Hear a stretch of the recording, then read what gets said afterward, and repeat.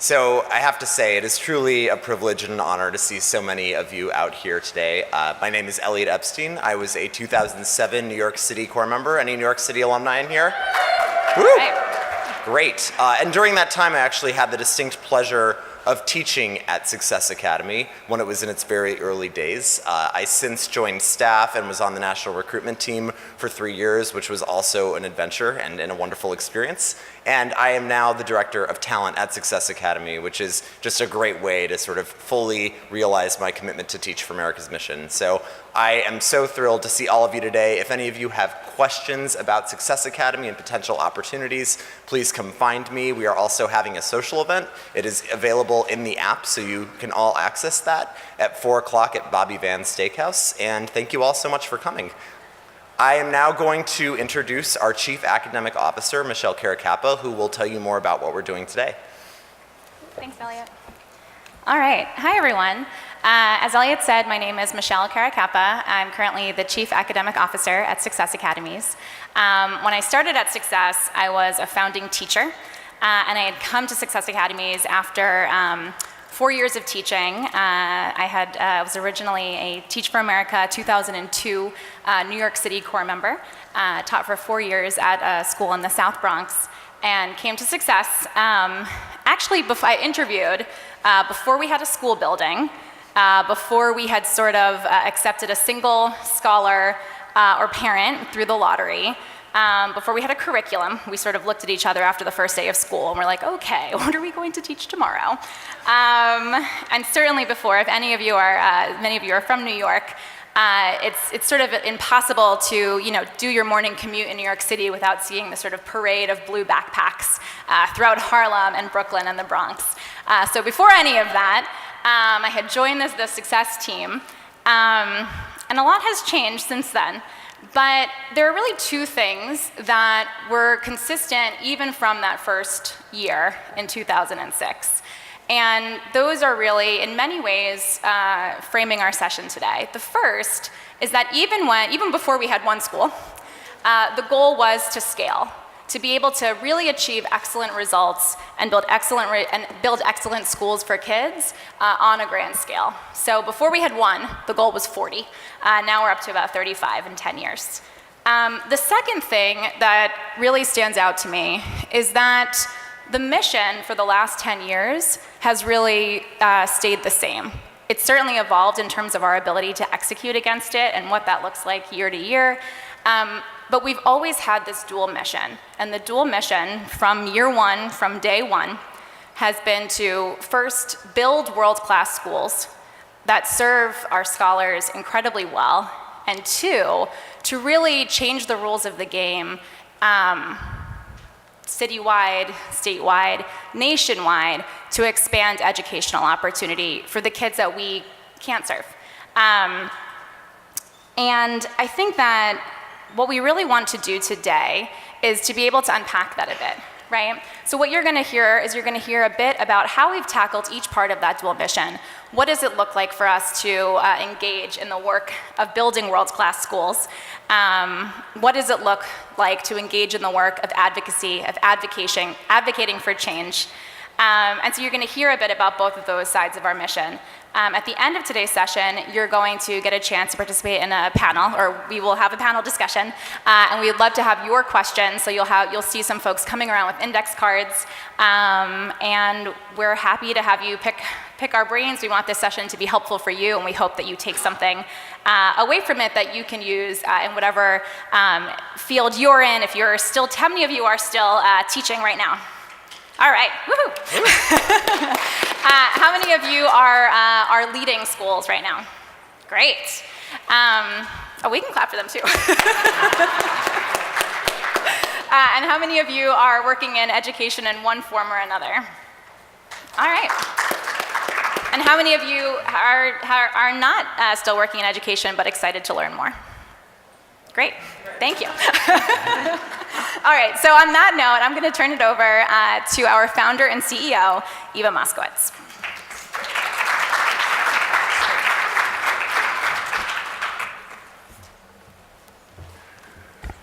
Thank you, Michelle and Elliot.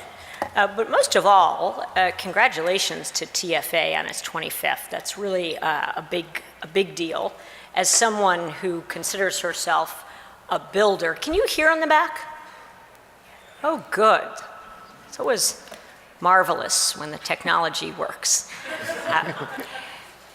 As someone who considers herself a builder, TFA has built, and it really, I think, has changed much about public education. It's really certainly changed the talent pool and the access and entry into this field, but it has enormous potential.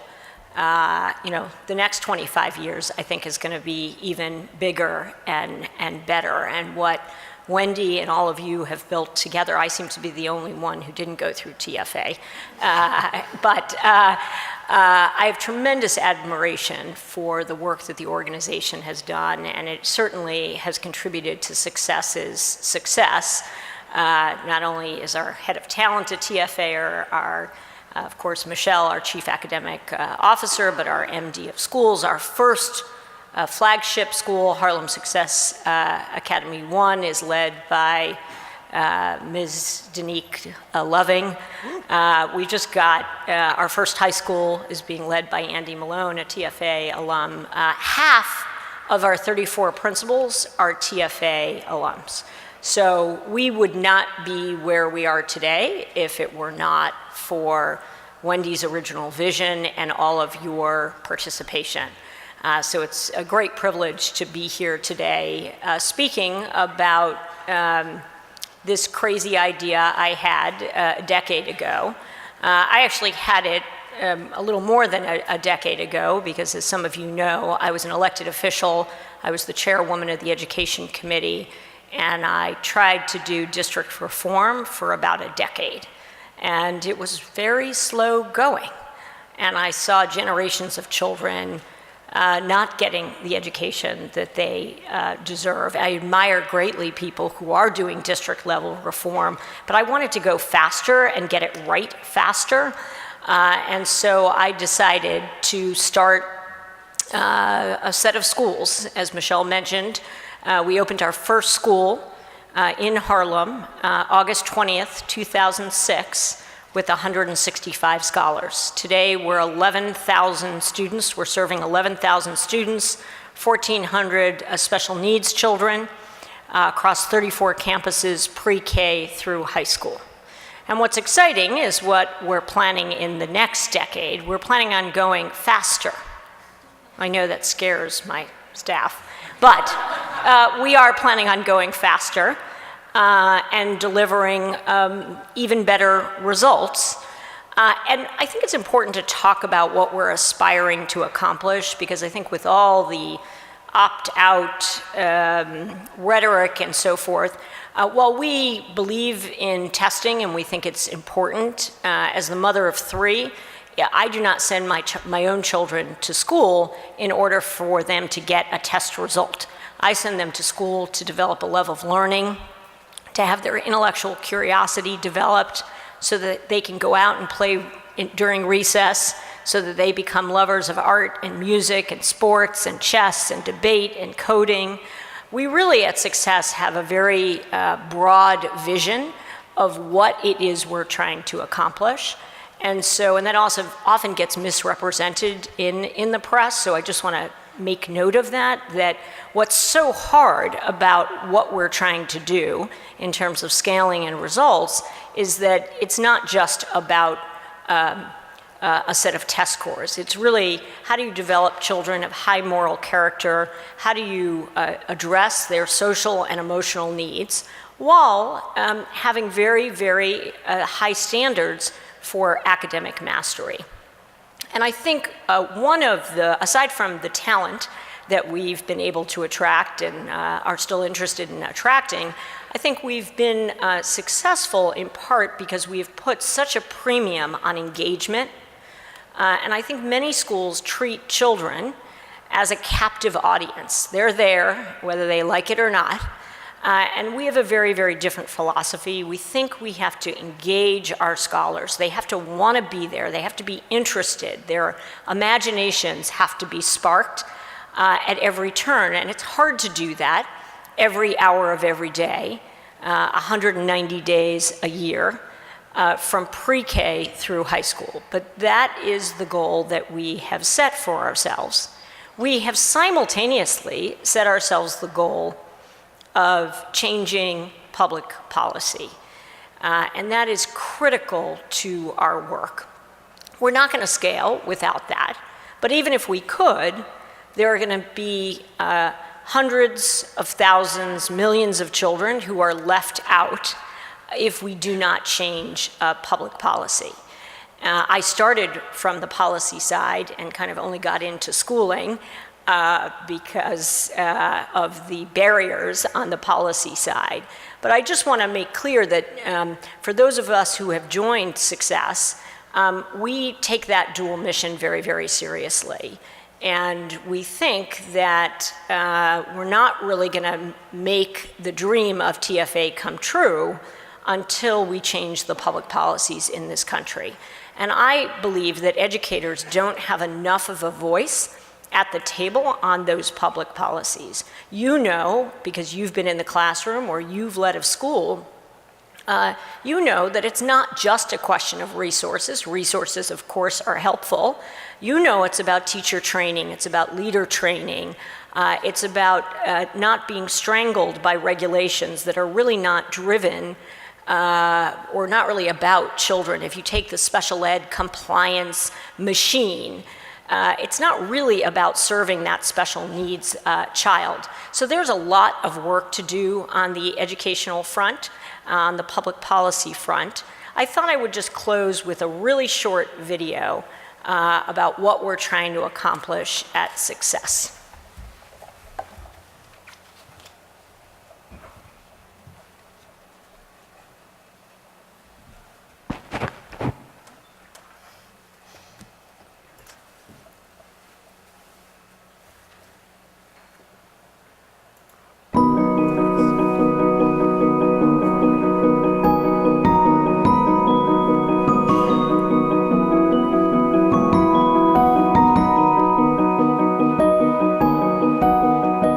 Success Academy, they teach us to be the absolute best. Learning from your mistakes. Try something new. There's no boundaries. It's hands-on. Inspire somebody else. Going beyond Z.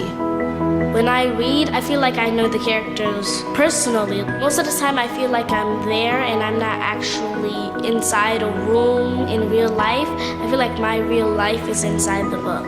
Number stories is almost like a game to solve things that you don't know. If you want to be the smartest person in town, you gotta practice doing number stories and math. Sometimes I get so excited, I stop singing and I listen to the rest of the group. I just love how the room sounds. I like chess because it's like a game of war. See, the simplest mistake can lead you to losing. The topic that we debated was military force justified to prevent nuclear proliferation. We cannot lose Israel. We can't lose our biggest ally in the Middle East. I get struck by a lot of ideas. I can't even pick which one to write. I've been writing fiction stories. I've been writing a lot of poems too. I read about Malcolm X, how ambitious he was, and how he was fearless. In robotics, the end result was awesome. Even though it seems hard, I want to accomplish it. I thought that you couldn't see DNA. We got to keep it, and every time we showed our friends, they were like, ew, what is that? Like, it's DNA. I like paleontology. You get to discover all these dinosaur bones and fossils, and it's like you're going back in time, and it's really cool.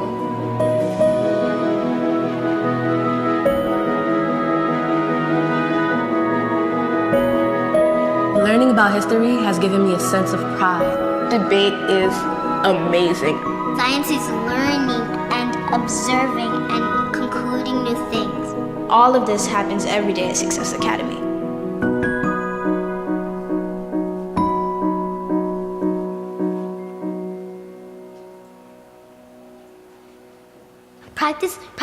Practice doing number stories and math. Dude, you gotta, math is number stories and math is number stories. All right, so I want to thank Eva for her comments, so thanks so much. You can head off. And we're going to bring up several of our current leaders from across the SA team for the next part of our presentation.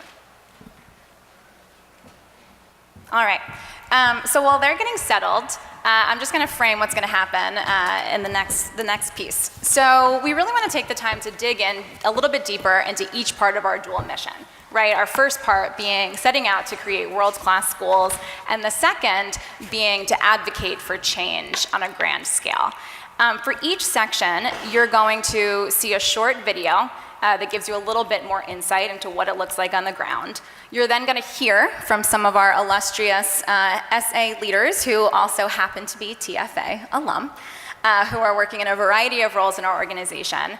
And then we're going to close out this sort of section with a mini case study. So you'll hear a little bit more in depth from one leader going into more detail on his or her particular school. So we'll do that for creating world-class schools. We'll do that for advocacy. And then again at the end, we'll have a panel where you'll hear more of an open discussion, and you'll get a chance to have your questions answered. So to introduce this part, I want to talk a little bit about sort of how we define our mission. When I came to Success, I very much viewed, having been at TFA, having taught in District 7 in the Bronx, very much viewed my personal sort of mission as an educator as working to close the achievement gap. And in the early days at Success and through to today, when we talk about closing the achievement gap all the time, in fact, we talk about reversing it. What would it look like to turn the achievement gap on its head, right? And actually show that zip code does not determine destiny, that students in the South Bronx or in Bed-Stuy can achieve at higher levels than students at the most affluent schools. But what I came to realize pretty quickly at Success was that we weren't just trying to tackle sort of the achievement gap that persists in schools attended by Black and brown children, but that there's sort of a more fundamental problem with education in America. And that's that there's a tremendous amount of complacency, even in schools attended by affluent children. You go to the Upper East Side, you go to the Upper West Side of Manhattan, and most people are pretty happy with the schools. And yet, if you dig deeper, and you look at sort of international results, something is not right. We really, I think, have been able to push our mission farther by expanding into neighborhoods on the Upper West Side and serving a variety of populations. And what's powerful to me about that is that I think there really would have been something very profoundly wrong if we had to change our school design or change our curriculum once we expanded into neighborhoods that were serving a more mixed income and more diverse population. The reality is the curriculum and the school design that we provide for our kids is truly one that we believe will be the best possible education for kids no matter where they're from, no matter what they look like. And so when we talk about world-class schools, that's sort of really what we're talking about. I want to show you in a minute a video of a planning meeting that we do with leaders. I talked a little bit before about curriculum, and curriculum is really important to us, for sure, but curriculum doesn't teach kids. Teachers do, right? And so if you're going to build world-class schools, you certainly have to invest a tremendous amount in teacher development and teacher preparation. For us, thinking about scaling on a broader scale, we actually, we invest a tremendous amount in teacher development, but at a network level, we really view school leaders as the linchpin. So we direct a lot of our energy at thinking through what is leader development, what does leader training and leader preparation look like, so that leaders can go into their schools, lead their school communities, move teacher practice in a really fundamental way so that all kids can achieve. So I'm going to show you just a clip of a leader planning meeting. We have some folks in the video actually who are not on our panel but who are in our audience who are also TFA alum and principals in our schools.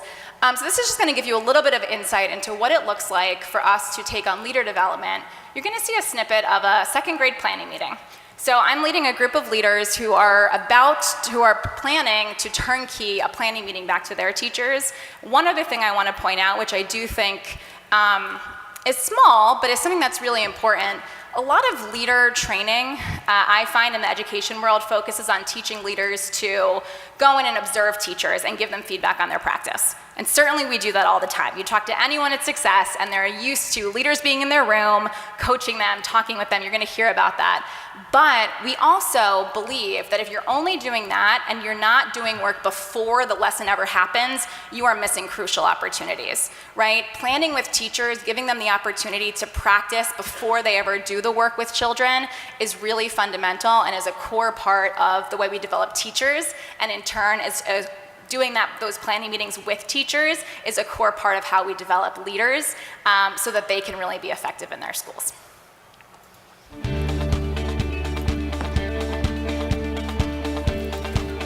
Planning meetings are incredibly important to us here because we want to come together as a team to make sure that our level of understanding is deep and that we're all on the same page about where we're trying to drive scholars.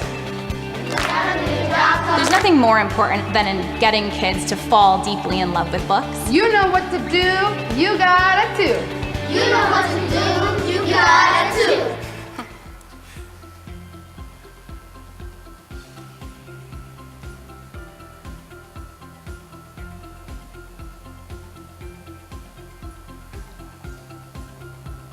So thank you guys so much for coming to today's leader development session. You will be able to use a version of this agenda to lead a very similar meeting with your teams. The two things that we are trying to support our teachers with is understanding how to study student work in their classrooms and how to use that work to drive planning. The second part of the agenda is going to actually get into planning, right? So you all took a look at beam bridges and suspension bridges. We're going to talk through planning for that text. What are the objectives of this training? What are you going to get out of this for your teachers and for yourself? The objectives of this training is to really study student work effectively so that we can go and turnkey this type of professional development to our teachers so that they understand that studying for implementation of lessons starts with student work, and then they go in and plan to effectively lead a lesson. And I think one of the things that we want to really emphasize for our teachers is that when we plan, we don't just plan in a vacuum. We're planning to meet our students' needs. And so really looking at the work and understanding where our kids are, what they've mastered each day, will help us make sure that our plans are incredibly targeted and really are purposeful in meeting their needs. So let's take a look at the work. So for today's meeting, we asked Liz to bring some samples from Bronx 1. The meeting is not the first time that I've studied that work. I've studied that work before this meeting so that I already have a sense of what issues might come up so that I can choose precise examples to kind of drive home the key points. We have samples from 2 different classes, so I think we're going to see things very connected to what Derek was saying. You can sort of assess student mastery. Did they get the main idea, right, through this lesson? But also you're going to see differences between class 1 and class 2 that sort of are going to help us diagnose differences in teacher practice. We're thinking deeply about what our students' needs are, and the way that we get at that is by studying the work, diagnosing their issues, and then using that to anticipate some of the issues that might come up in the lesson. So actually, Kaylee's does a very nice job of concisely stating the main idea, right? The main idea is that even though bridges are different, they are used the same way to get from place to place. That's actually pretty terrific. But where Aiden's is stronger is that Aiden is able to state that main idea, but then support it with sort of more precise examples from the text. So he actually has some supporting details. The bridges are made from different materials, right? Where Kaylee sort of lacks that. I would definitely try to help this teacher work on evidence because Kaylee needs help finding evidence in order to push her main idea to an actual 2. Let's hold on to that. I think that this is a common struggle. I don't know if you guys saw the same thing in your work.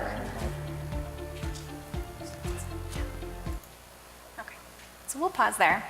One of the things that we constantly kind of come back to at Success when we're thinking about our dual mission is that, you know, we talk a lot about how everything we do is for the kids, but it's about the adults, right? And so what you're going to hear, I think a common thread you're going to hear from all of the leaders that are up here are how adult development, adult collaboration, teamwork, and planning is really the key that leads to excellent scholar outcomes. So on that note, I'm going to turn it over to Kristen Cipriano, who is the current principal of Success Academy Crown Heights. Okay. Hi everyone. I was a 2008 New York City corps member. After my 2-year commitment, I joined Success Academy as a founding teacher at our school, one of our schools in the Bronx. I took a brief hiatus to work on staff for Teach for America in Eastern North Carolina as an MTLD, and then came back as an assistant principal in the Bronx, and now am the principal of Success Academy Crown Heights in Brooklyn. So with our 34 schools and growing, we have created such a strong community of leaders. As Michelle said, we are for the kids, but we are all about the adults. And this work is difficult enough as it is. We have to support one another. We have to be learning from one another. We cannot do this in isolation. And just like we promise our families that it doesn't matter which class your scholar is in, they will learn, they will grow, they will be supported to reach their full potential. We have to make that same promise to ourselves across all of our schools, because we don't want one school to be doing far better or far worse than any of our other schools. Plus, we're all facing many of the same challenges on a daily basis, and so we have to thrive off of the constant collaboration and development that we receive. There's a Success Academy school 10 blocks away from my own. We serve the same grades, we plan the same meetings, we're studying the same curriculum. Why not do it side by side? And so we do. So at least once a week, we all come together, all 34 principals, where we can meet and really problem solve. Again, we're facing many of the same challenges. So a great recent example, we decided amongst principals and instructional leaders like Michelle that we needed to do something better to support our kids who struggled most with reading. And so all of the principals came together at the network. We were able to share best practices and create plans that would work for our schools.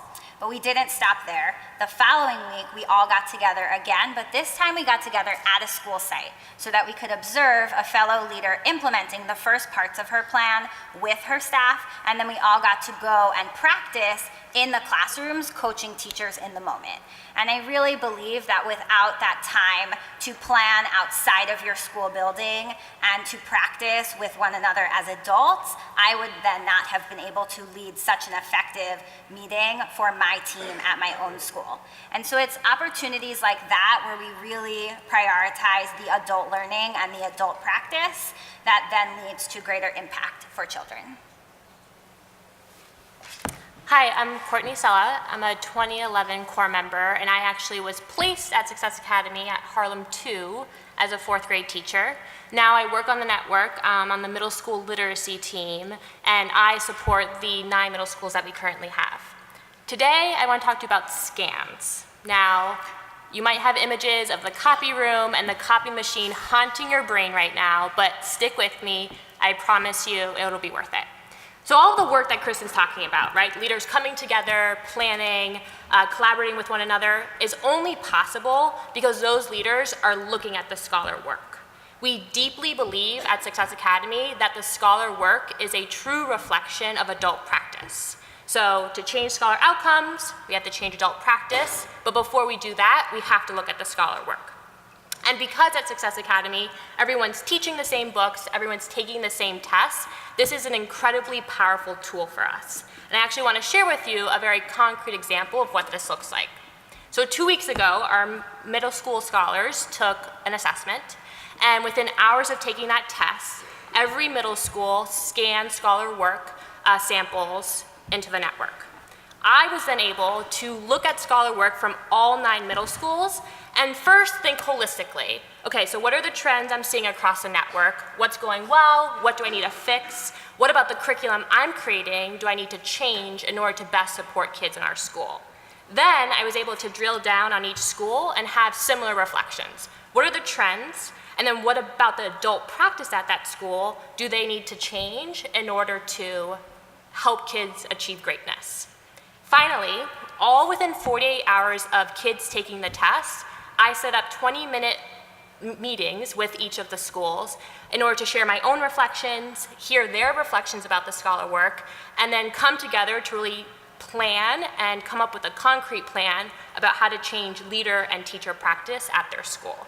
So for instance, I spoke with Lisa Sun, who's here with us today, and we talked about how she could better use her planning meetings in order to push her teachers to valorize flexible and authentic thinking in every lesson. I talked to Brittany Weinberg-Lynn on that Monday, and we talked about how she could have specific students assigned to particular teachers so that those kids could get target support throughout the entire day. This is just one example of how the collaboration between the people who are creating the curriculum and the people who are implementing the curriculum is really pushing for success at our schools. And it all started with the scams. So.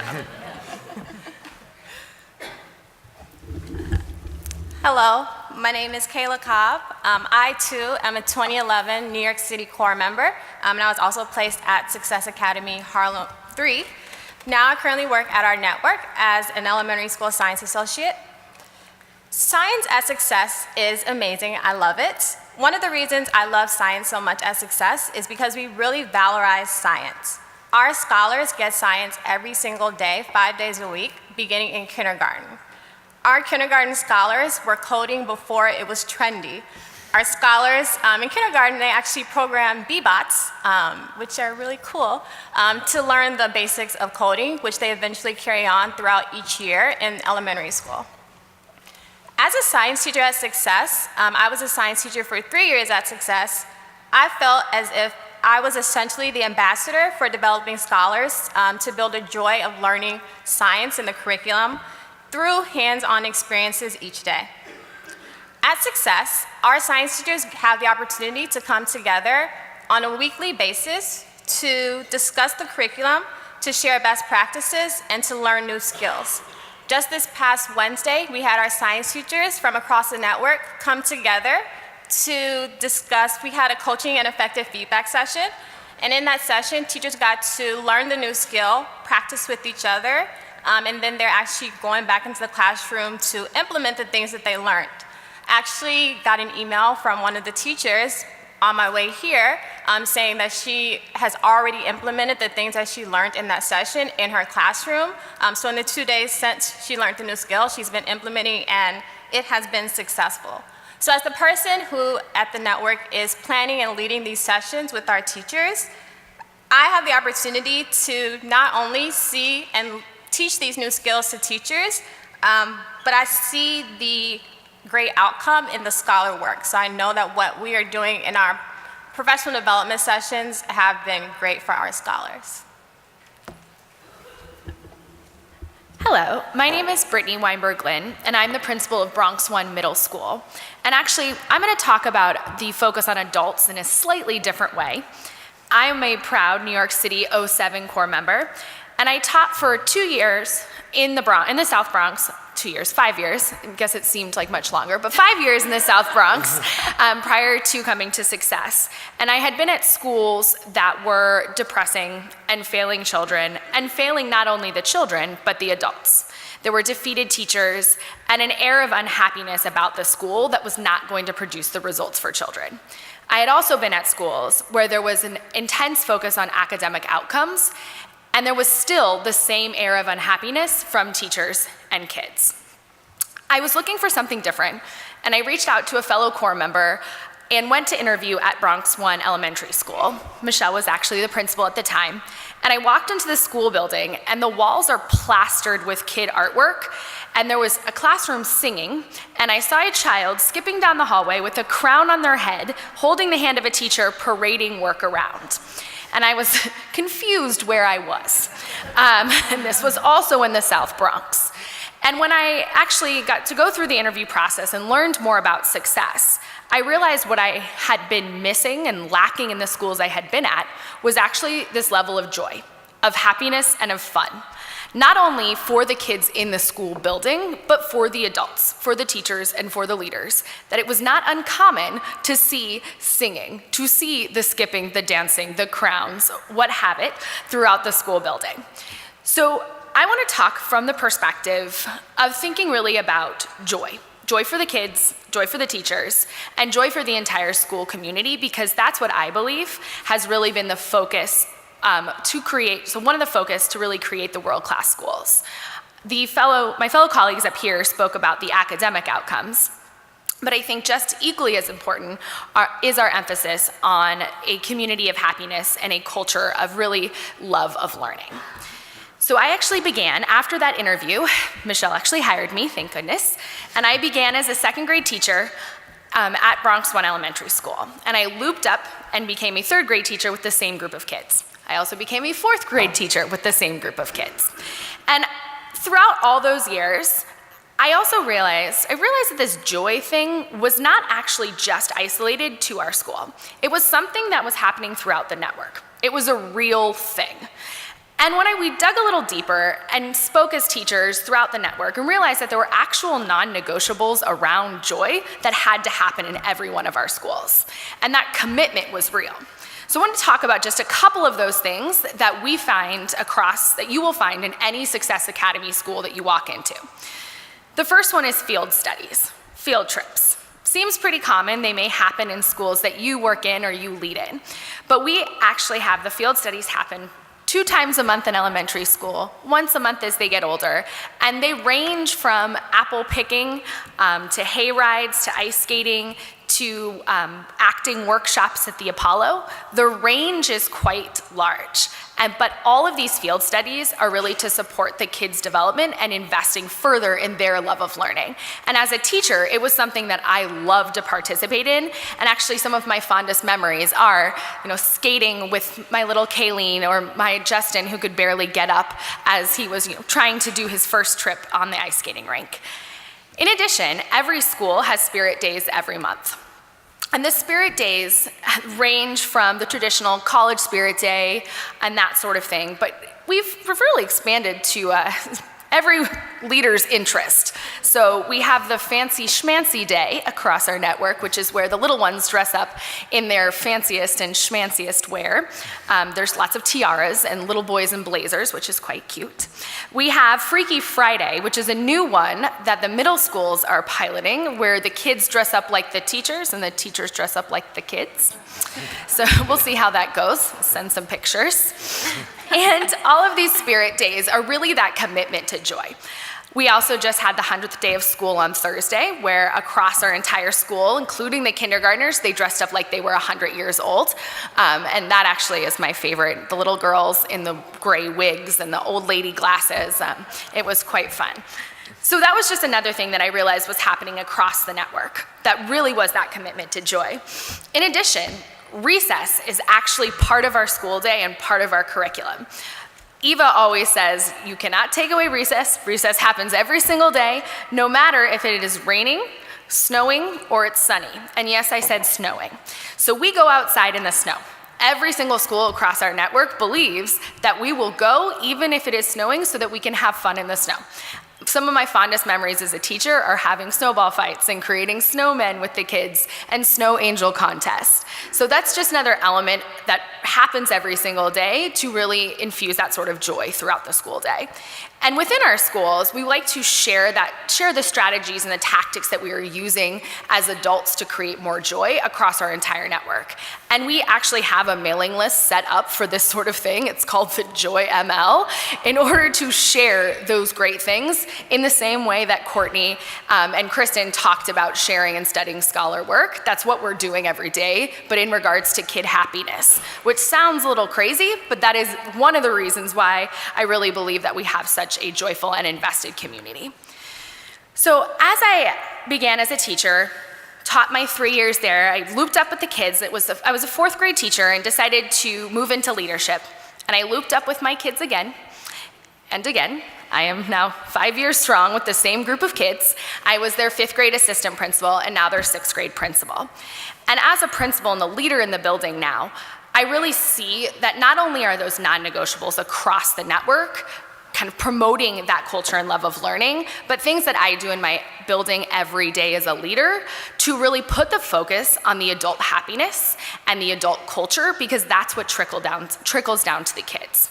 So as a leader, I do cultural walkthroughs daily with my leadership team to look at the level of engagement in the classrooms, to look at the level of boredom in the classrooms.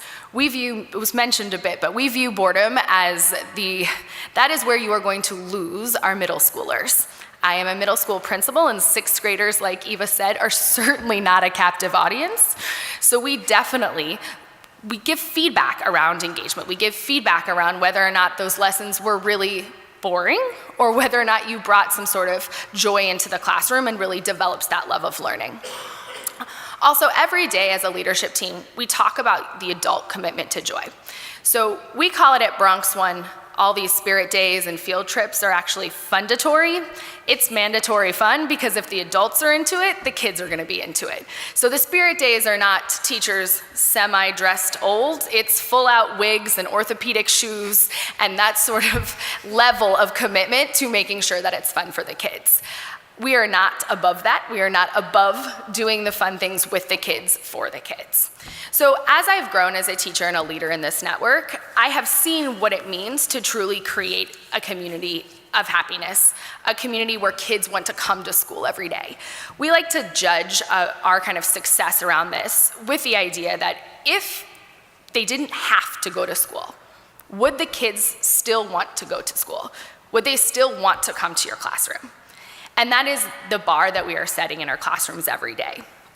And I know we talked a lot about adult structures that support joy, because that's really what we believe is going to create that culture and that community. But one story that exemplifies this to me actually happened, something came to mind this week that made me think about the adult commitment to joy and what that does for the kids. So my first year at Success was also this little girl, Kayleen's first year. She entered Bronx One Middle School as a bright-eyed, overwhelmed little second grader. She sat in the front row of my Lots of Dots rug, wide-eyed, constantly confused, would cry frequently because she couldn't understand what we were reading. She wouldn't speak out loud in class discussions, and was honestly quite timid, not only for her age, but also just knowing that she was not able to really absorb what she was learning. That first year of school was a lot of time spent with her mom after school, phone calls and meetings and text messages, on a flip phone, but text messages throughout the school day to really build Kayleen's confidence and build her skill. And I began to form a relationship with her mom and with Kayleen. And throughout the years, every third grade came and she became more confident. She was able to decode at a higher level. Fourth grade came, yes, I was still her teacher.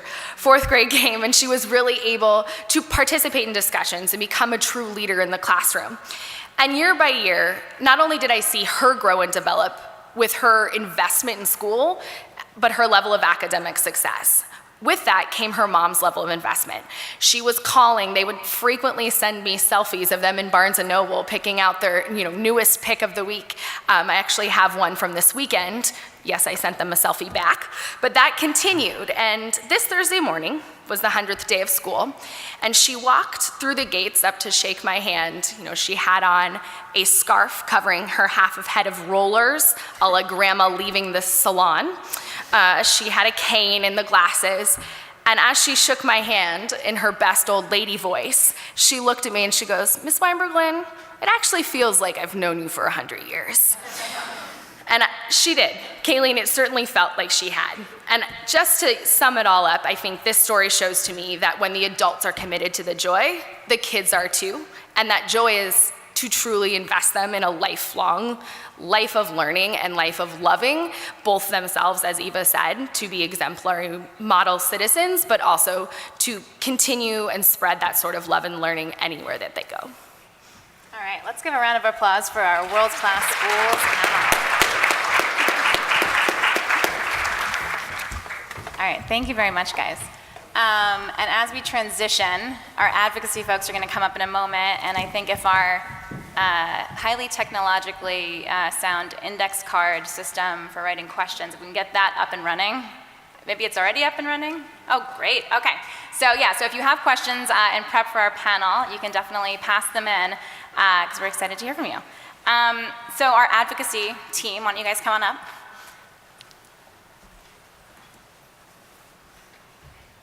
Great.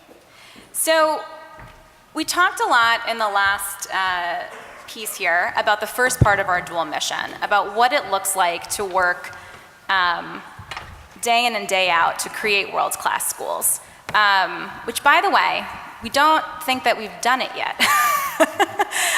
We think we have a lot of work to do, frankly. And I think that one thing that really makes being a part of this leadership team special is that every single person on the team is constantly just figuring out what can we do better to better serve our kids. As we turn our attention to the second part of our dual mission, advocacy, similarly, I'm going to show you a video to give you some insight into what this looks like in our world. You're going to hear from some of our SA leaders, again, all of whom are TFA alum, and then we're going to cap out with a case study or mini case study about a specific school and a specific school leader's experience.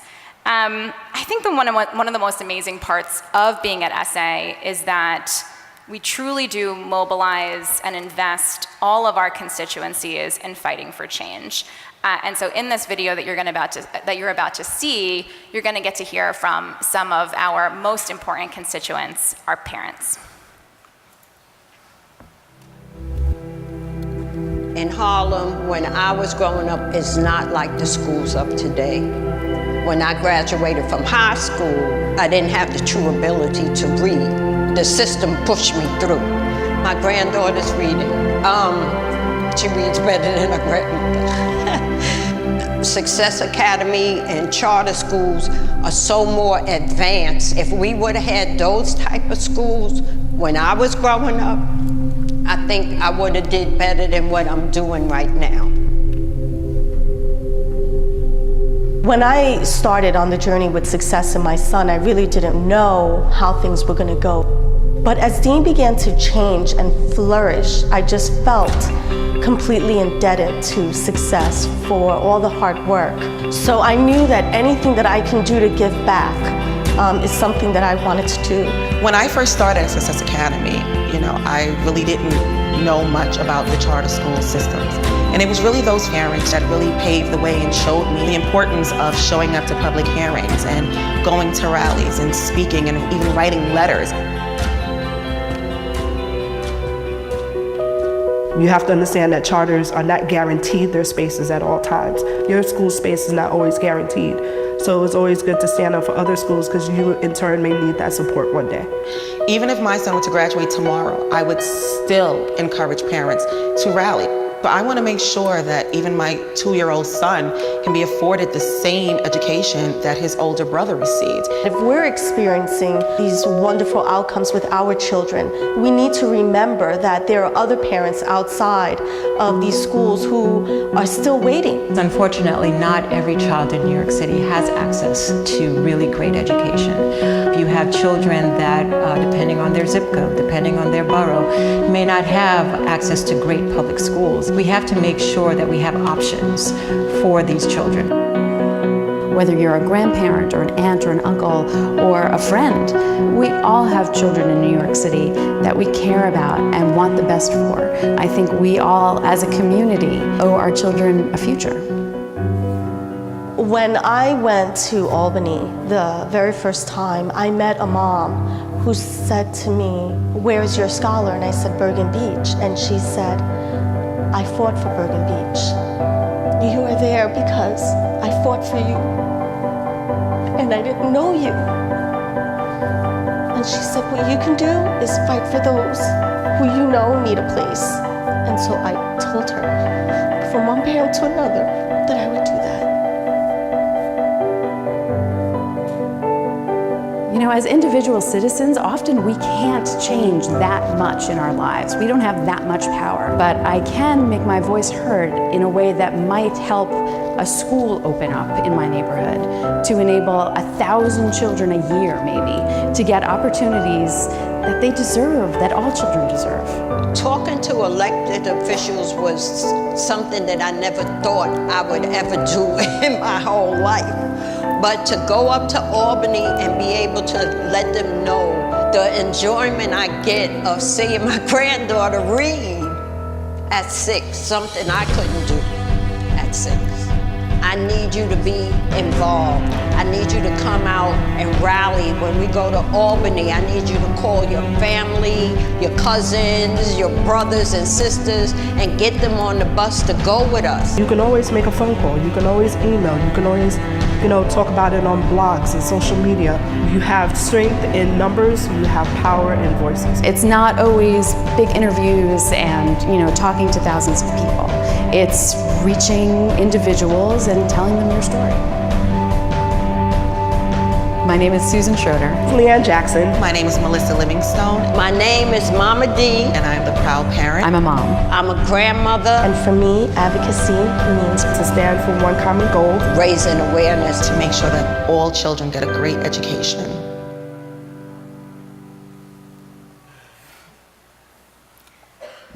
All right, now I'm going to turn it over to the principal of our flagship school, Success Academy Harlem 1, Ms. Danique Loving.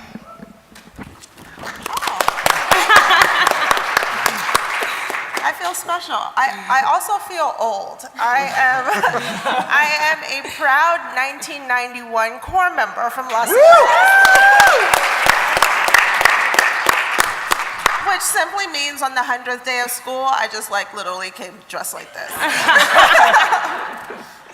But as I look around the room, I'm thinking that someone in this room probably has about 998 text messages from a parent who's concerned about questioning everything that happened in the classroom this week. And ding, you just got another text from that parent. And then I'm sure that there's someone else who's super worried about one of their kids who hasn't come to school 3 days this week, whose homework is never signed, and who didn't have a winter coat.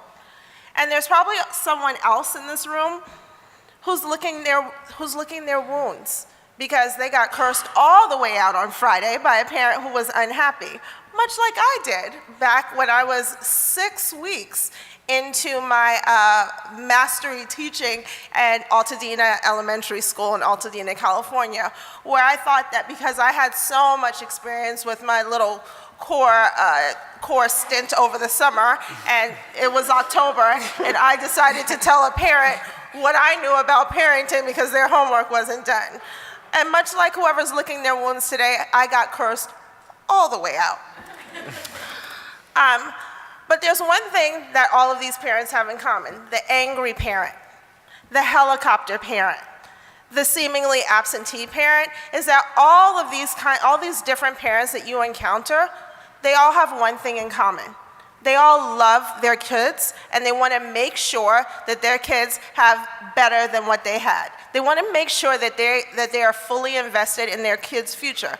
It comes out in different ways. It might come out with you getting cursed out because your homework was backwards, right? Or it might come out with the 999,000 texts. But whatever that is, we know as Success Academies, and we believe that we can use that and harness that love for their kids, that investment in a better future and a brighter future, to make sure that our parents are coming out and showing up for their kids. And so that's where our advocacy efforts start. I'm proud to be the principal of Success Academy Harlem 1. It all started there. Without our parents at Harlem 1, we would not have 34 schools. And our parents at Harlem 1 take special pride in that. I don't know about the communities that you serve, but in the community that I serve, my parents tend to be more reactive than proactive, right? Reactive.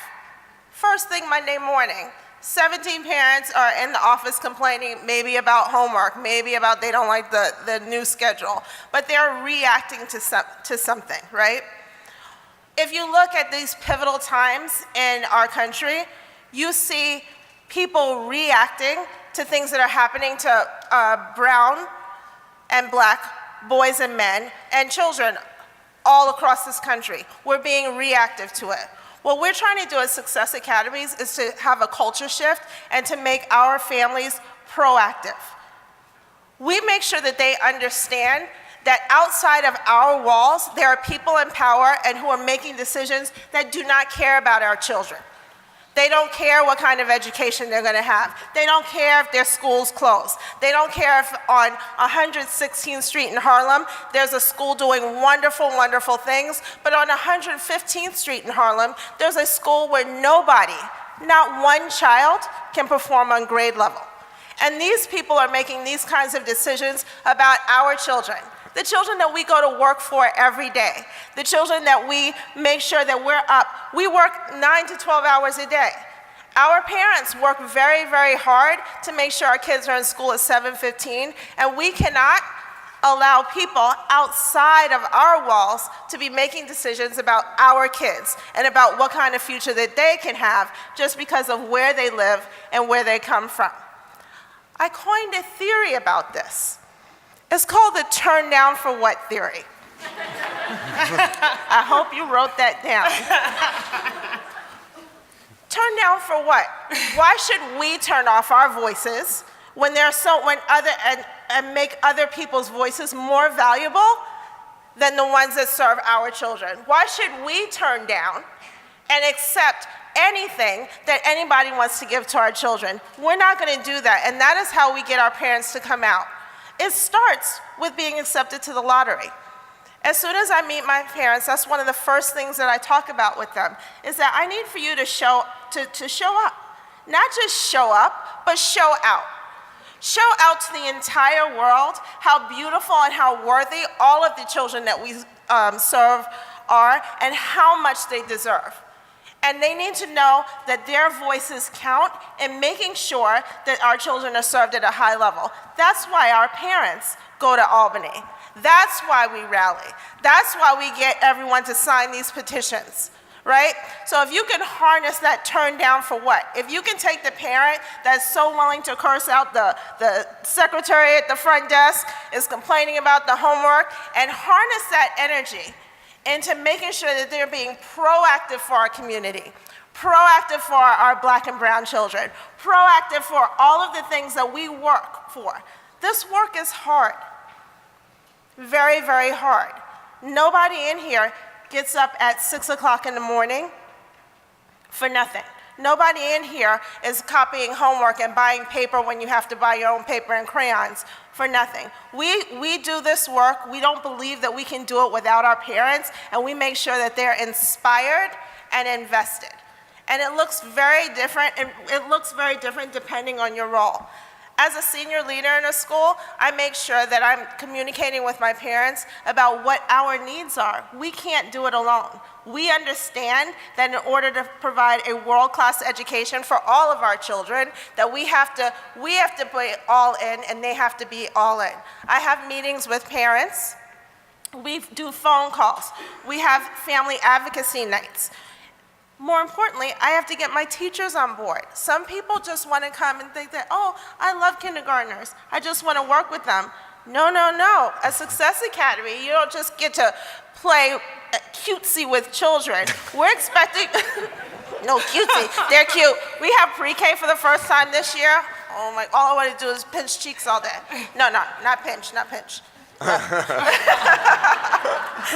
don't want to get in trouble. No. But we understand that our teachers, that every adult that works with these children and every adult in their lives, whether it's godmothers, grandmothers, uncles, aunts, everyone has to be fully invested in the future of our kids. In order to do that, because I don't have all day, I'm in classrooms all day, I don't have all day to make sure that everyone is showing up and showing out for our cause. I have people like, people like Ashley who help me get these efforts together operationally. So without further ado. Thank you, Denise. Yes, you're welcome. So my name is Ashley Scott. Here, I'm going to pull this closer. I'm the Business Operations Manager at Success Academy, Harlem West. I am the operational leader of my school, so as Denise spoke to, I am in charge of making sure that all of these things flow smoothly. I'm really lucky, actually, to serve in this role. Even though I serve in an operational role, I too am a TFA alum. I taught in East Harlem for 2 years. I taught 11th grade US history, and I actually left for a few years to pursue some dreams in the fashion industry. But I woke up one day and I realized that I really wanted to bring that business experience back into that educational arena, and I found Success Academy. And as a result, now I spend my days harnessing that parent power that Danique spoke to. And I work to achieve operational excellence in all of those pursuits to harness that parent power and make sure we get out the message of what is happening in each of our school buildings every single day. And we get out the message that every scholar has the right to that beautiful, joyful education that all of our scholars are able to pursue. So you might ask, what does that specifically look like? So I'm in charge of making sure we have a beautiful bus loading plan to make sure that no one's in the street, you know, when we're trying to get everyone on the bus to Albany at a specific time. I also am in charge of making sure we have a schedule and everyone is in the place that they need to be when they need to be there. Also, we get to order lovely snacks, make sure that everyone has delicious and wonderful snacks along the way. This also expands into our daily operations in many different ways. So we're not always having those big events where we're going to Albany. We have to make sure that we're sort of communicating this out to our community that's right around us every single day. So we're out at arrival and dismissal, greeting our families and making sure that their needs are being met and that their voices are being heard and that they're hearing from us. We're creating robust communication plans about each of the things that are going on. If our Bed-Stuy parents need us, I'm in charge of communicating to our families in Harlem who were advocated for years ago are coming out to advocate for our Bed-Stuy parents because they know, they see their scholars coming home and their reading levels going up, and they know that when we need those advocacy efforts, those are the voices that we need to hear and those are the faces that we need to see just so that message gets through. Also, in addition to that, we have to facilitate these beautiful events. We're in charge of making sure that the microphone works so that all of our families can hear Danique when she's speaking. And it's no easy feat, I guarantee you. In the end, the deliberate separation of operations frees up our instructional leaders so that every day they can come to work, they can wake up early, and they can focus on teaching and learning. And they can focus on making sure that there is joy and rigor and there is engagement in all of our classrooms, and they don't have to worry about the safety of our families or our scholars when we go on that event a little bit later. We go on that field study, or if we're getting all of our families on buses to Albany. And all the while we know, even though they're focused on that teaching and learning and they're building that world-class school and they're making sure that that world-class school is striving for excellence further every day, they know that we're also pursuing these advocacy efforts and that we're getting the message out there. And we're taking pictures and we're sending it to the Joy ML and we're getting that message heard, not only in our building, not only in our community, but to everyone.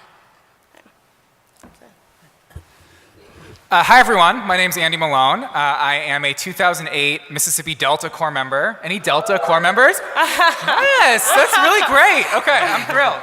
After working in the Delta for 3 years, I came to Success and I taught 4th grade for Danique. I was her founding 4th grade teacher with Lindsay Boykin, who is also here.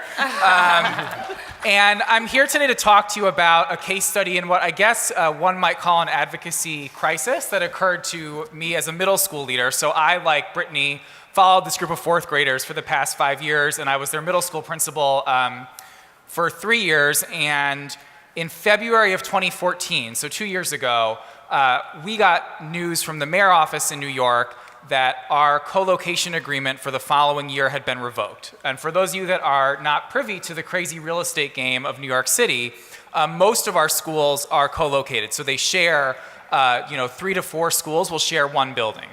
And we had an agreement next year that we would have X number of seats in the building, and the mayor said, we're actually gonna take those seats away from your school, and we're not gonna re-site you. So we're not offering you an alternate location.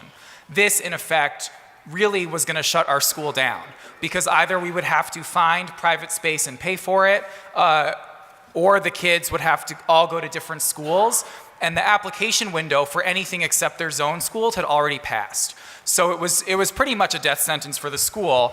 And when we heard that news, It was devastating on two levels. Personally, it was devastating because I had worked with these kids and families going on for years. I loved them and we loved each other. They'd been together since kindergarten and first grade, and now we didn't know if the school was going to be together the year following. And worse yet, we didn't know that there were going to be great schools available for all the kids we had been serving. So that was very heart-wrenching. But it was professionally devastating too, because I consider myself, first and foremost, an advocate for great schools, whether they're district, charter, independent, whatever. If the school is doing well, I don't think we have enough of those in our country.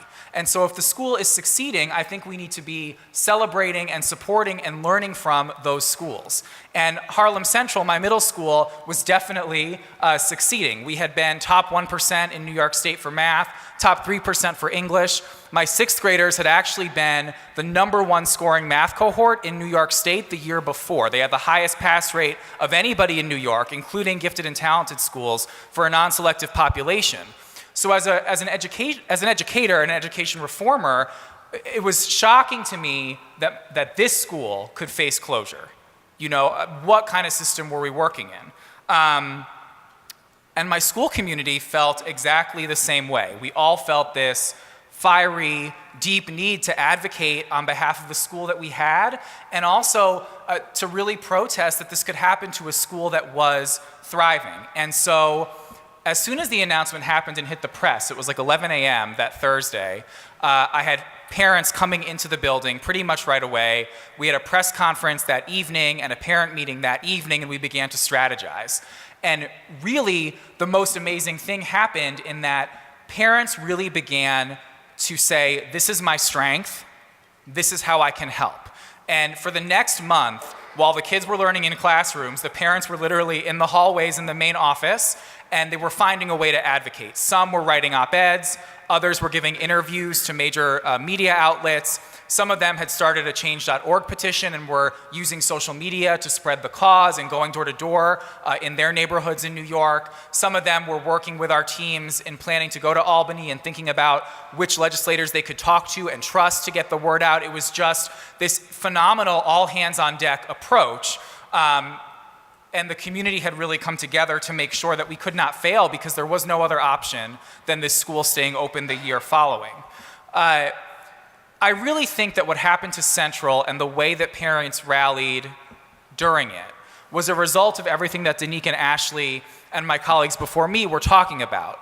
It was not a very clean-cut like A, B, and C plan. We didn't have time for that.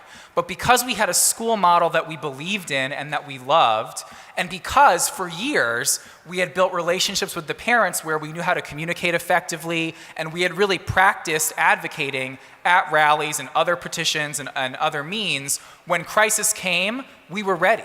And everybody knew what to do, and they knew how to support the school and their kids. So we just pressed play and we went for it. And it was a tough 2 months, but we stuck it out, we stayed together, and ultimately we did come out with a big win. The state legislator ended up passing a bill that said that if a charter school had been state approved, the city was responsible for finding space for that school, whether it was private or public. And that was a big win for us personally, and it was a big win for the sector.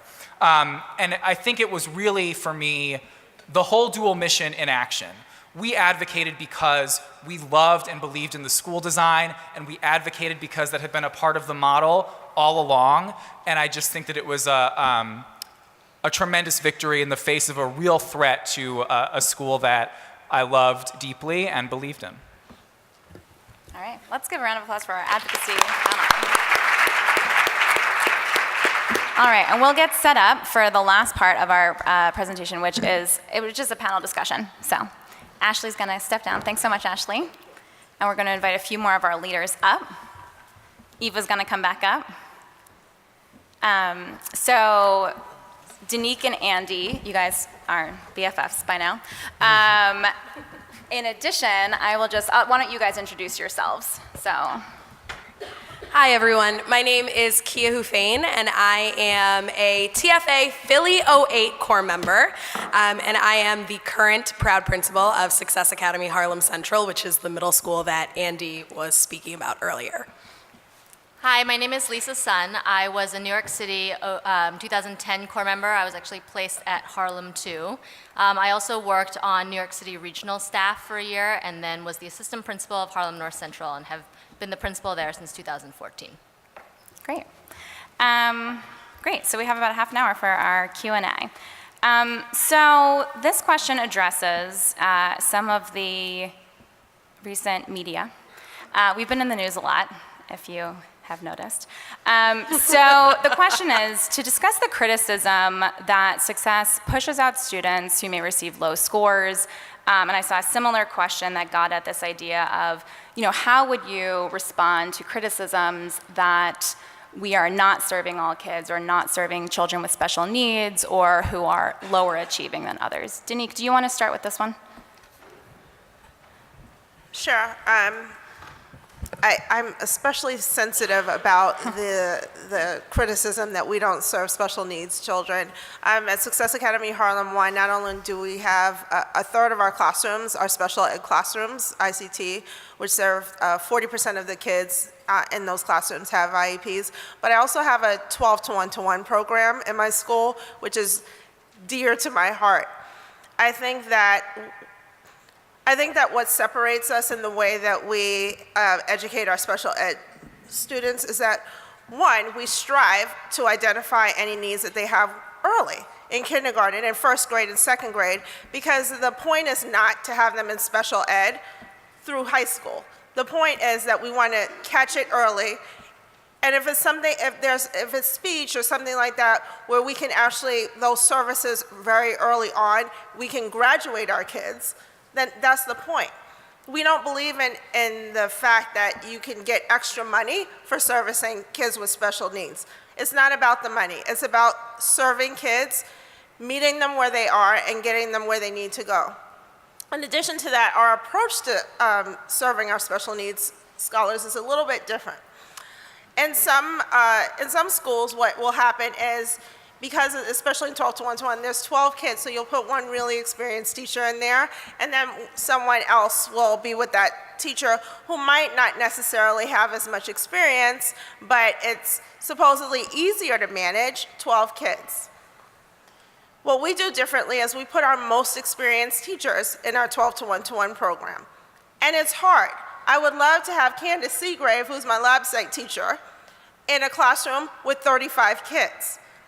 But because we're so committed to making sure that our special needs kids get the best of the best, our most vulnerable kids are served at a level that everyone needs. Not because we're not going to slow down for them, we're going to make sure that we give them everything they need so that they can feel successful in school. Please. Yes. Okay, so I think this is sensitive for all of us. With regard to these sort of accusations that we push out kids with low scores, all that stuff, I would just remind everyone that we are 11,000 families, hundreds of educators. If it were a vast conspiracy, like it would be known at a much broader scale. The reality is our year-to-year retention of scholars is 95% higher than the district average, and we are doing everything we can to serve every kid that we possibly can. And for me, this attempt to spin an alternate theory of why success is succeeding, in that we're pushing out kids who don't score well, is flat out offensive to the kids and families that we serve. We are not succeeding because we cream the crop. We're succeeding because we have a thoughtful school design, which we manage very, very aggressively.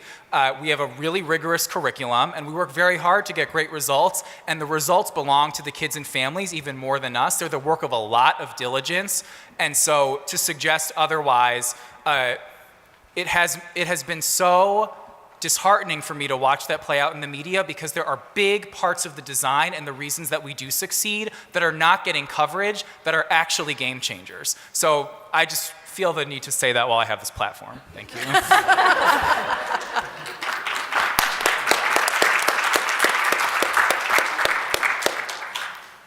Thank you, Andy. So this is a great question. So, and I'll cue you up, our newest members of our panel, Kia and Lisa. Would love to hear you talk about this from a leader perspective. So one of the tenets of the charter school movement is school leader, or as some might say, school leader and school level autonomy.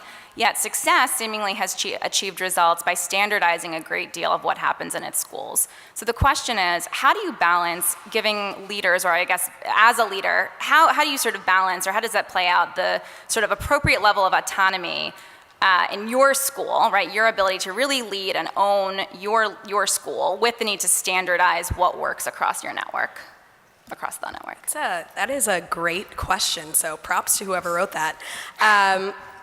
One of the things, and in full transparency, there are parts of our design that are 100%, it works, we're going to stick to it, and we shouldn't change it, right? We shouldn't change something that we know is tried and true. Our literacy curriculum is an example of that. Our literacy team works incredibly hard to make sure that the materials that they're giving to schools and to school leaders is at a very high level. Definitely far higher than what I would write if I were to sit down and write a curriculum on my own.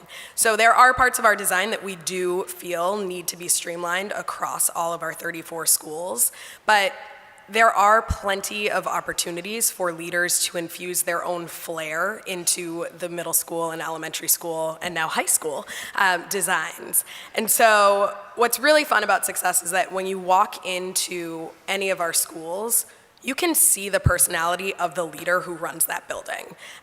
If you were to walk into my school right now, you would know that I am incredibly passionate about really teaching Black History Month in a right way and really making sure that kids understand that all shades of brown are beautiful.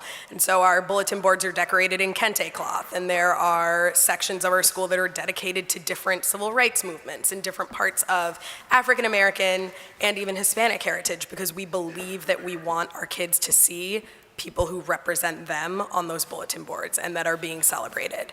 I also think that there is a point where, you know, Eva has said it all the time, you can call me and ask me any question, run any crazy idea by me. The odds of me saying no are very low, and that's very true. I think every leader has made a call to Eva about something that they would like to change or would like to infuse into their buildings, and I have not been told no yet. I know Danique just had an experience today talking about bulletin boards with Eva, and so it really is. You ask for it, and if it's not a crazy idea that will change, you know, the curriculum overnight, the answer is yes. So you do get a chance to really infuse your own spirit and your own twist. And that's one of the things that I really love about Success. We are consistent where we need to be, where we've seen results and where we've seen student outcomes really shine, but we also have enough wiggle room to make sure that every leader's personality is unique and is in full force in their building.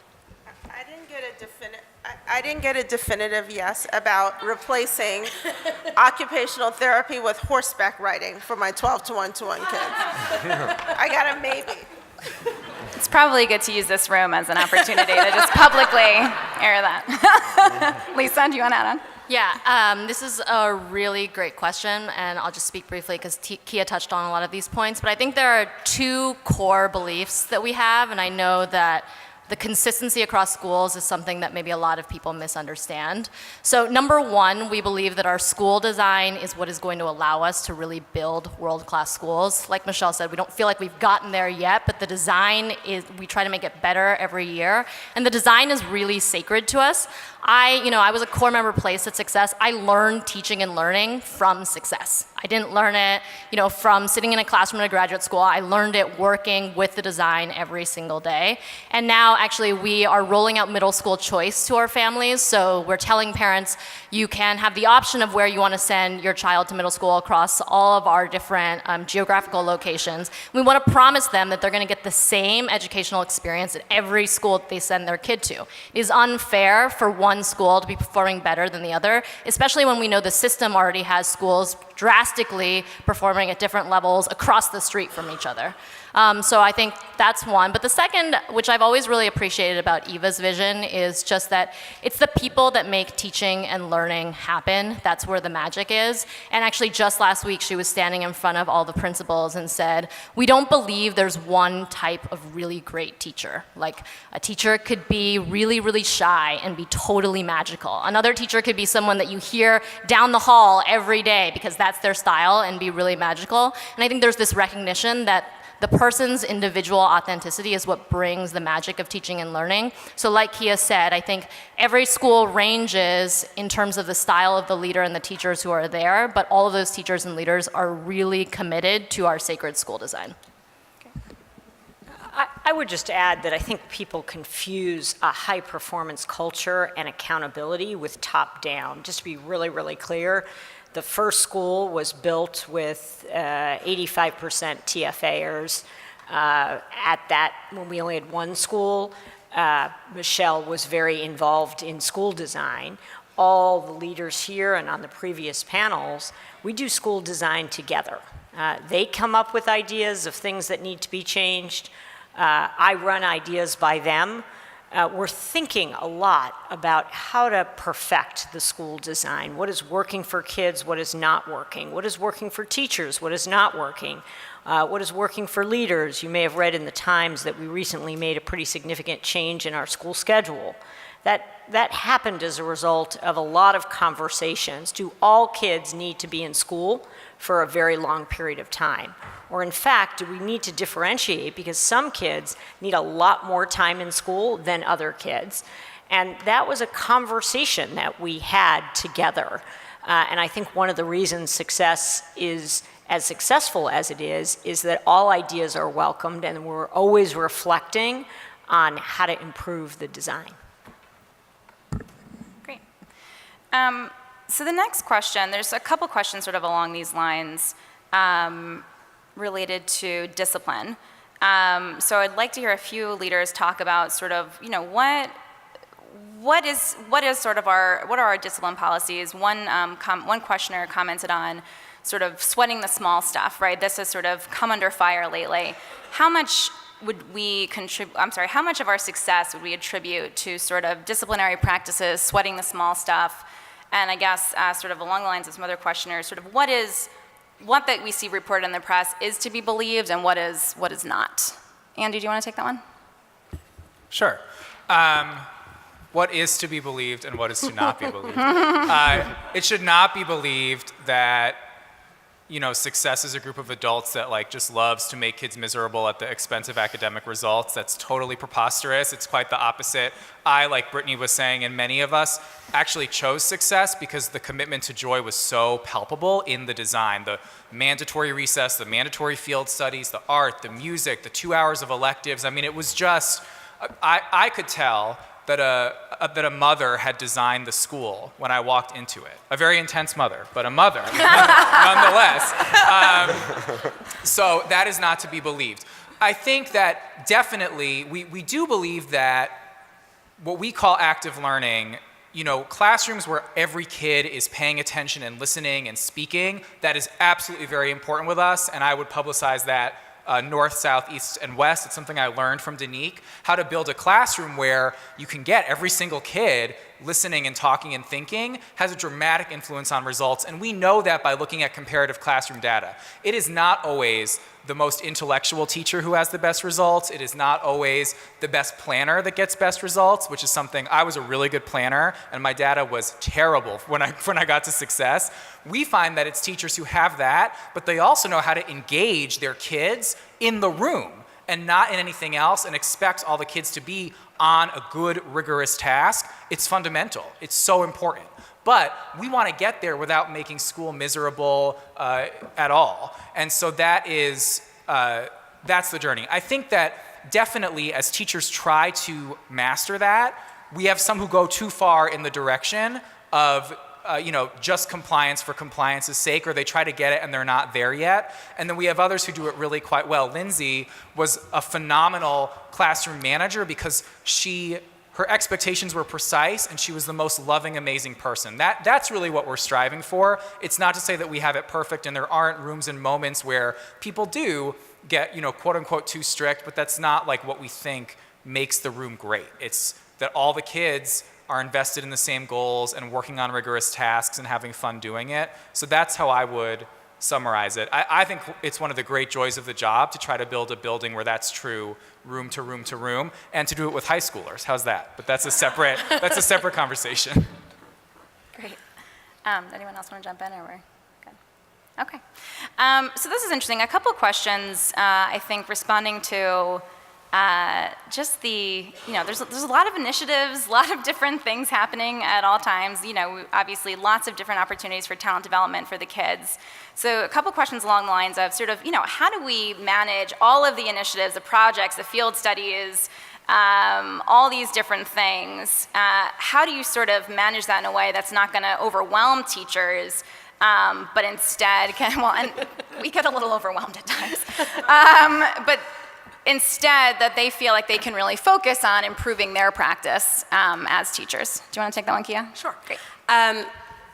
Having worked at several middle schools before coming to Success, one of the things that I've noticed that has really allowed teachers to focus on teaching and learning and not on the logistical side of planning for field trips is the fact that we are very, very serious about hiring people on the operational side who do that work first.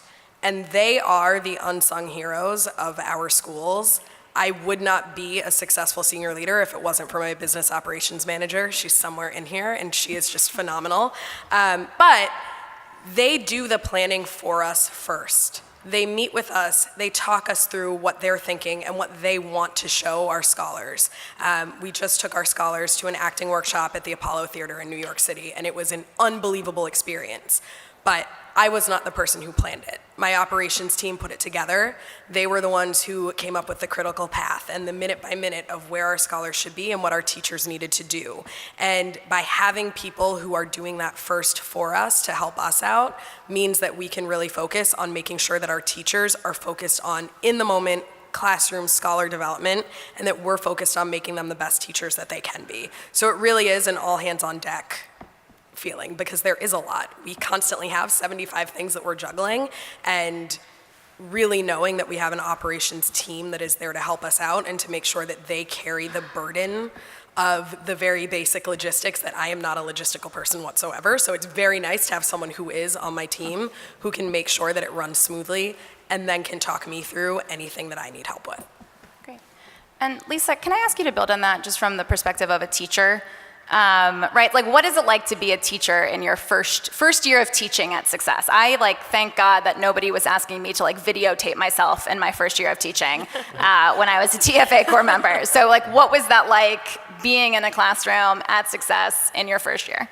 Yeah, I was thinking actually, the question is how to make sure teachers are not overwhelmed. Yeah. And I don't know that that is necessarily the right value. I think I was certainly overwhelmed, but in a really productive way because it felt like the amount that I was able to accomplish with my kids on a daily basis was just phenomenal.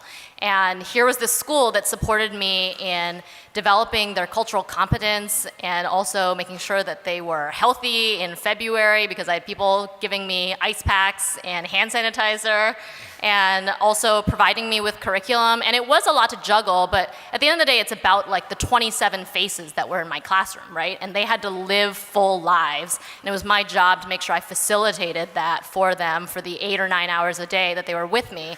And there was a school that was set up with different people who were owning different parts of this experience. So I could go to the operations team if I needed something. I could go to my assistant principal if I needed something about instruction. So I knew who my point people were. But it was overwhelming, but it was overwhelming in a positive way. And I think that is all in the service of kids. Great. So we've talked a lot about sort of different things that we think are core levers for building world-class schools and achieving great outcomes for our kids. But what else do we attribute, to what else do we attribute Success's test scores? Eva, do you want to take that one? I think that it really relates to something Andy said. I think it's very easy for the media to assume that the test scores are a reflection of test prep. And I'm not saying that we don't prepare kids for the tests, because we do, but I would argue that the results are as good as they are because we take teaching and learning very seriously, and our kids are reading more than I would argue most kids in America read. Our kindergartners have 15 books a week read to them, and they are themselves reading 15 books. They're not reading Hegel, they're reading level B books that have a sentence, per page type of thing. But our kids are reading. They are doing project-based learning. They are doing, you heard from Kayla, they're doing real scientific experiments.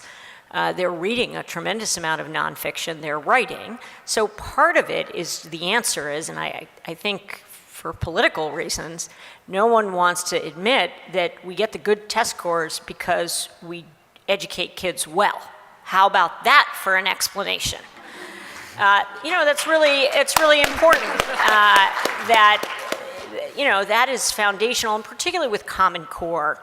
We couldn't prep the kids into those kinds of results even if we wanted to. It's just not possible. We don't know what the passages are.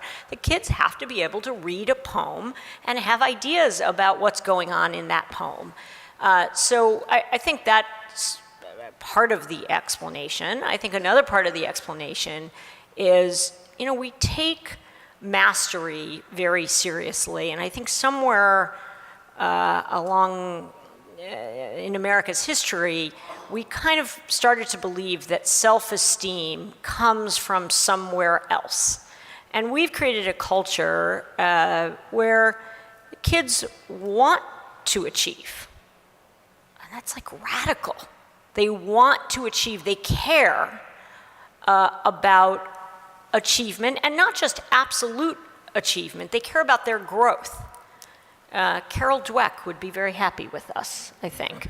We believe in growth and that needs to be celebrated. And so we've created a culture where if you are better able to do something today than you were yesterday, that's significant achievement. And it's frustrating to us that, when a New York Times reporter sees a kid crying because the kid didn't do well, her assumption is that's sort of torture, right? Whereas Olympic athletes, when they don't do well, they cry often. And that's considered because they care. They care about their performance in the sport. Our kids care about their level of growth. They care about getting as close to the excellence as they can, and that's really a cultural phenomenon. And obviously, we have many pedagogic techniques and some even test prep techniques that account for our results. But if we didn't have the state tests, and by the way, we might not, the way the world is going, and the opt-out movement and anti-Common Core, if those tests were not being given, our kids would perform as well because we are deeply committed to learning. You guys might have other answers, different answers. Well said. Okay, so this is my favorite question. What advice do you have, and I have been thinking about it this whole time, so I'm going to answer first, but I would love everyone to think about their answer. That's no fair. No, it's a good one. What advice do you have for a teacher who wants to turn her school or her classroom into a world-class school? Specifically, pragmatically, what should I do right now and in the future? I love that. So here's my recommendation. Focus on developing a love of reading in your kids. There's nothing you can do that's more important than giving them motivation, excitement, opportunity to fall in love with books, right? And Eva says all the time, if kids learn to read and read well and love reading, they can teach themselves anything. Books cost something, but frankly, given sort of all the things you can spend your money on and spend your time on, that is the one thing I would focus on. So whether it's really, investing in using great literature with your kids that they're gonna love when you read it aloud to them, setting great goals, right? Someone talked earlier about reading logs. Every single one of our kids every night goes home and reads, and we've actually been working as a leader team on how we can build this incredible culture around reading, right? So that when kids come in, teachers are just, so excited to talk to them. What did you read last night? How did it go? What do you want to read next, right? There's really, I think that's where you can start, and I think that it's really accessible because you don't need sort of, fancy technology or, a particular curriculum, if you can get kids to fall in love with reading and you can make that your goal every single day, I think that is the first step to really achieving world-class schooling. Step 2 would be make sure that whatever age they are, I would say at least 20% of their day is spent in self-selected pursuits, whether that is, self-selected centers in kindergarten or a mandatory, passion project or research course in high school. I think that the power and engagement of directing your own academic program should not be excluded to any child. So I'm a huge, huge, huge advocate of that at all grade levels. I also think given the education landscape today, some of the most important college persistence and career readiness goals that go overlooked are public speaking and writing. And so I would probably double the amount of time that you're spending on it, regardless of how much time you're already spending on it, because that's how I feel. So that's 2 and 3 from me. Okay, step 4, I feel very passionately about this. Study all the materials you teach as if you are in a college classroom. That is something that I love about Success. You have to respect their intellect. It is not 4th grade, 5th grade, 6th grade material. I love when we're debating answers as adults about what the best answer is for a problem, because rich learning is rich learning regardless of the age. Eva always likes to just talk about how they're smaller people. They're not just young children, and so you have to respect their intellect, and everything you study and plan needs to be done like you would do it if you were in a college classroom. Step 5. I think the number one thing to making your own classroom world-class is that you have to believe in the power of true commitment to education. You cannot give up just because you hit a roadblock. You are the guardian of those scholars that are in your classroom. You are the person who is going to help them get excited about learning, and you cannot get discouraged if you find yourself struggling. You have to beg, borrow, and steal from as many people as you possibly can. Get outside of your own classroom. If you can, go visit a school that's up the street. See all different types of teaching and really think about what works for you and who you are as an educator. But the biggest thing is that you cannot give up. Obligated to do a step 6 then. You can't, and you have to remember you can't do it alone. I was talking about parent advocacy earlier. You cannot do it alone. Your kids will not be successful with you killing yourself all day. You have to invest parents in any way, shape, and form that you can. And if to Michelle's point, if it's about reading, have the parents come in. Have people come and read with your kids at school. Take your kids to go get library cards. Anything that you can to be completely transparent with the parents about what is happening in your classroom, your goals for the kids, being transparent with the kids about the goals that you have for them as well, so that every single person involved is moving in the same direction. All right, no step 7. All right, thanks guys. There's been a couple questions about teacher retention and stats around that. This one gets at this as well. So sort of, do we value teacher sustainability? And if so, what does that mean at Success? So, what are goals for how long teachers stay? Like, what are the expectations around teachers staying and developing here? Great. We put a lot of emphasis on adult training, and it's heartbreaking when teachers leave. But people move, right? And people get married, or they might feel like it's not a culture fit. What I want to emphasize is that if you work at Success, wherever you go from here, you will be better than the people that you're going to work with. And I'm not just saying that to brag with. We work incredibly hard. We really do. And so the amount of training that we have from our summer T-School program, which starts in July, through every Wednesday getting out at 12:30 and training for the rest of the day while the kids are at home, to full days off when we're all together, all the principals and all the vice principals come together and study kids' work, for full day network PD, all of these things.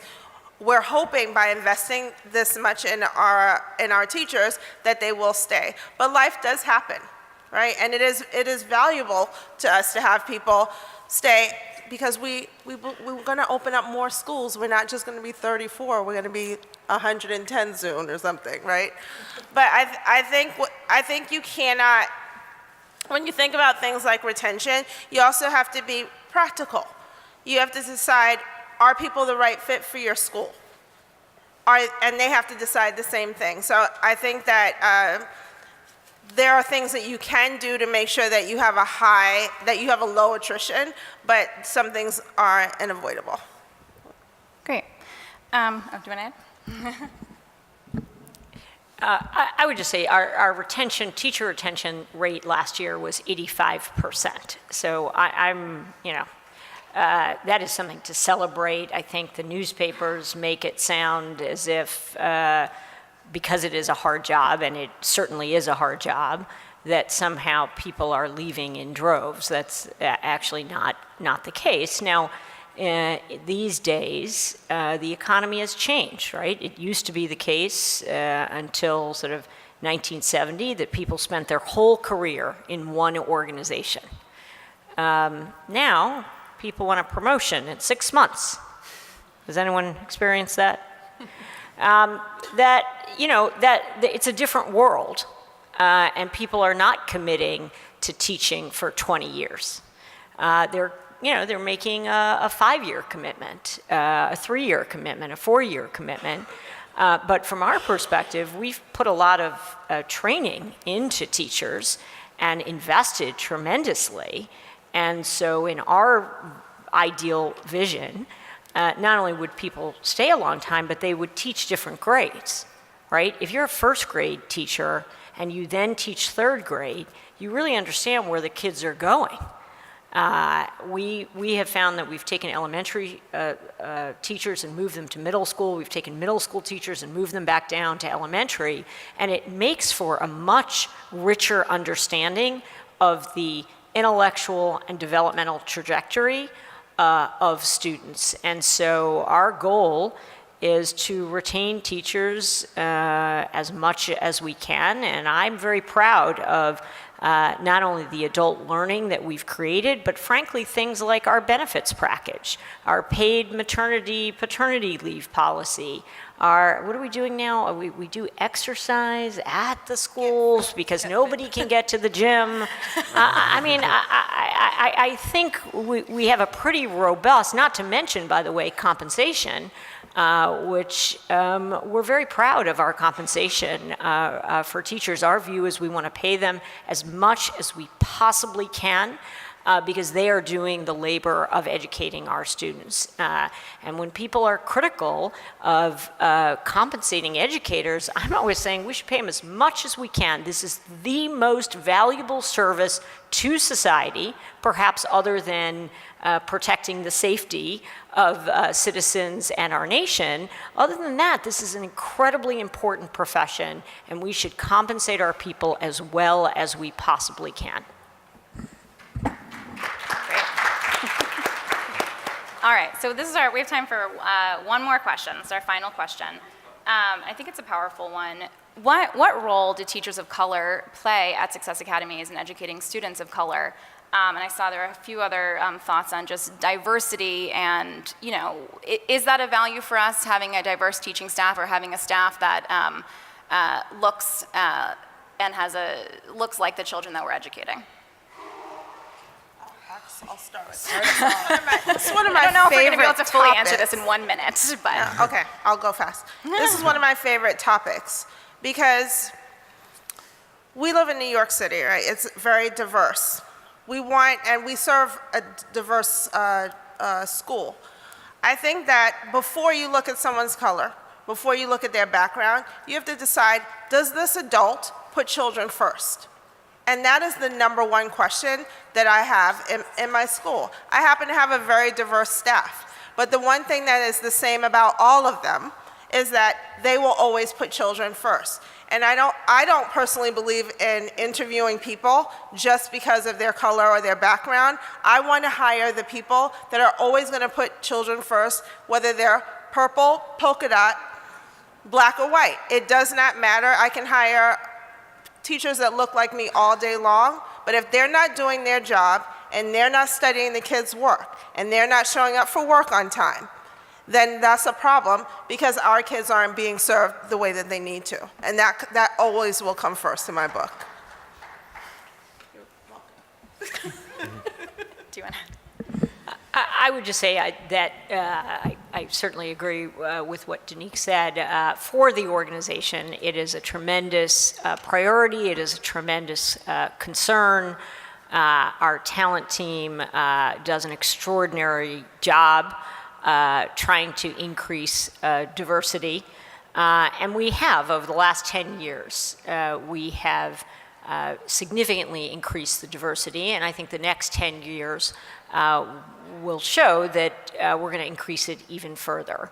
But we look at it as one value among several values that we have. And the putting children first and the passion for teaching and learning comes first.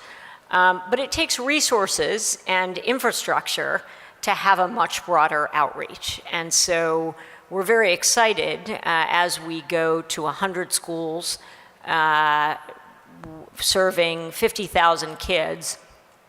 We think we can increase the faculty's diversity, the leadership diversities, the network's diversity very, very considerably.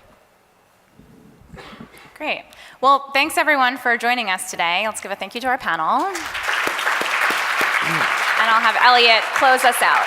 All right, so I just want to thank Michelle and everyone who made the trip all the way from New York City to come and speak with you. Can we give them one more round of applause? And I was doing a very difficult task of giving Michelle questions, and she probably didn't even get through all of the cards that I gave her. But there is another opportunity to speak with everyone here one-on-one at Bobby Van Steakhouse at 4 p.m. So we also have a number of Success Academy employees in the audience, so if you want to just raise your hands really fast. I know you can't see their faces, but trust that they are here and eager to speak with you as well. Once again, thank you so much for sharing your perspective and your wisdom and your commitment to everything we strive for in our dual mission and all that we have accomplished and all the work that's remaining. So thank you to the participants, thanks to all of you, and enjoy the rest of your weekend at the summit.